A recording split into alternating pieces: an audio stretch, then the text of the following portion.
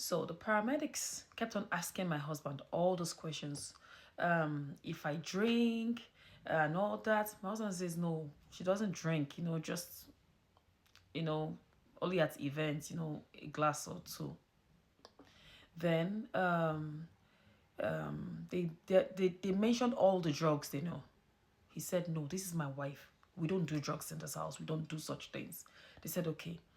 And they told him to take me off the bed, put me on the floor, and continue giving me chest compressions. He kept on doing it. It was while they were still with him on the phone. He kept on giving me chest compressions. At this point, my husband was crying. He kept on giving me chest compressions. But you see, God, God protected. God is too much. God protected the memory of my kids. My 3 kids were in their room sleeping. They didn't wake up. My husband kept on giving me chest compressions, chest compressions, chest compressions. He did everything they told him to do, and still nothing. He said they told him, so at this, okay, they told him to check my pulse again. He checked. Nothing. Heartbeat, nothing. He said in his mind, he said, just like that. So he said he knew that this woman has gone. But he heard a voice in his ear that said, instead of you crying, why don't you pray? That was when he lost it. He started praying.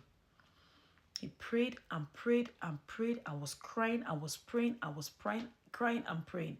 His words exactly. He said, babe, I told God that because I want to be able to come to him in prayers.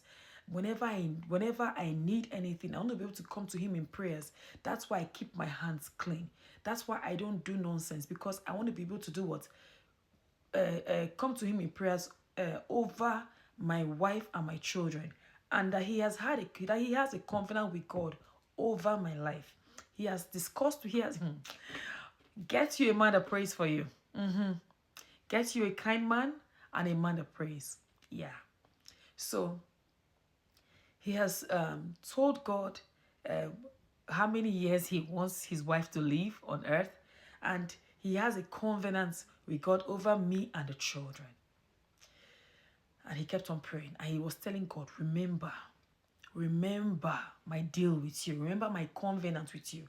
Remember what I've told you. Remember what I have, I keep my end of the bargain. God, keep your own end of the bargain. He kept on doing the chest compressions. He was praying. He said just then, he felt my heartbeat go up, down, and he looked. Up, down. He looked. That he was so happy. He now, the paramedics were still on the phone. Just then, they knocked on the door. And they told him to come and open the door. He said, I'm sorry, I can't leave her. I can't leave. They said, no, we're going to break the door down because we have to get to you. So just then, he went downstairs, opened the door. He didn't even look. Opened the door and flew back upstairs. He didn't even know the paramedics were that much. Okay. That was how they told him to step away from me. They told him step away from her because he came back to my side. They told him step away. And he stepped away. He stood with them. That was when they started yelling. They were shouting. They were like literally screaming at me. What's your name? How old are you? Where do you live? How many kids do you have? What are their ages? What are their dates of birth? What's your date of birth? What's your husband's date of birth? Where are you originally from? They were yelling all these things. At this point, I didn't hear anything. No. I did not hear anything. They kept on at that for some time. Then I started hearing it echo in my ear. I started hearing it echo little by little, like, I started hearing, what's your name? So I started muttering words, Mildred. I started muttering my words. I started hearing it little, like someone was calling me from a distance. That was what I was hearing. Someone was calling me from a distance. I started hearing that. I started muttering words, trying to answer. I was slurring my words. Then my eyes started opening little by little. You know the way they do it in home videos, where your eyes, as in, you see everywhere will be, like, it won't be clear, like you're seeing everybody in double. That was it for me. So I kept on seeing everybody double, double, double like that. And I eventually opened my eyes gradually, and I just saw, like, you know, paramedics, paramedics, paramedics, paramedics, paramedics. I saw my husband by the dresser, standing, with, like, still crying, And I looked, after scanning through, I looked at him like this. And he said, oh my God, she doesn't know what happened. She doesn't know what happened. And he told them, he said, do you know what she's saying to me right now? She's asking me, who are you guys? And why? And what are you doing here? And trust me, those were the exact words that I was saying in my heart to him. Like, who are these people? Why are they here? Why did you let them in our room? That kind of a thing. Those were, the way I was saying it in my heart, that was how he said everything out word for word. Woo. And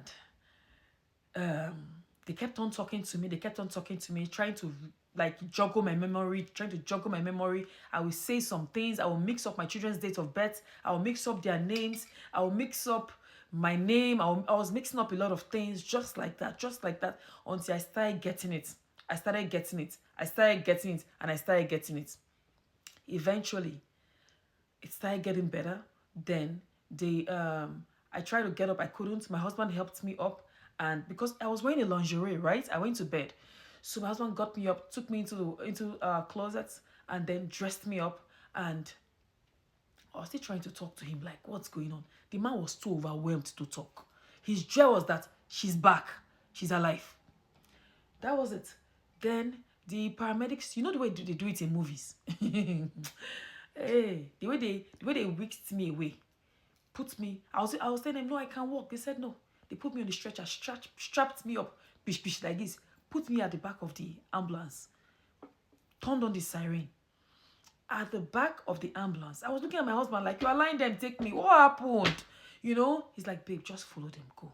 Don't worry, I'll come for you.